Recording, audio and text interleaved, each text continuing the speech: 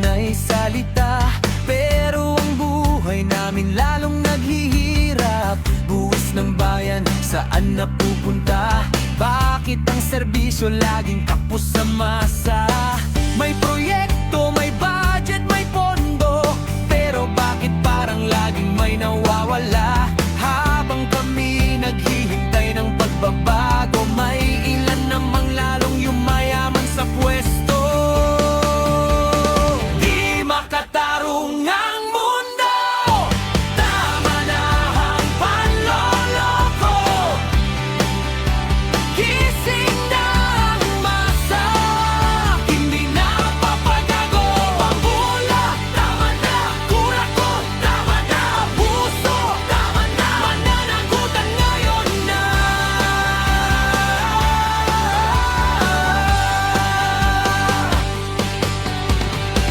Kapag eleksyon kami ang kailangan, pagkatapos manalo kami nakakalimutan. We deserve more than empty promises.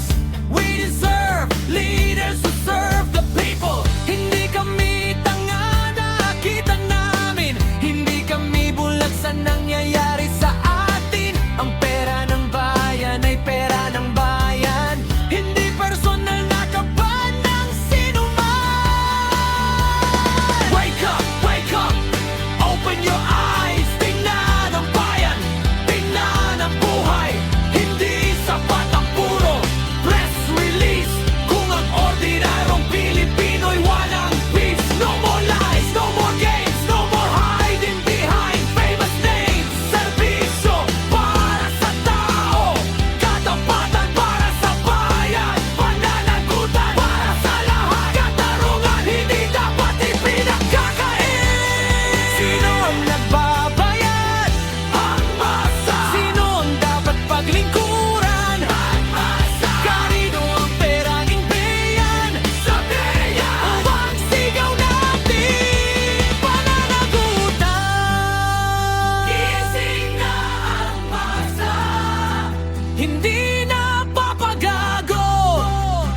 Gising na ang masa, hindi na magpapauto.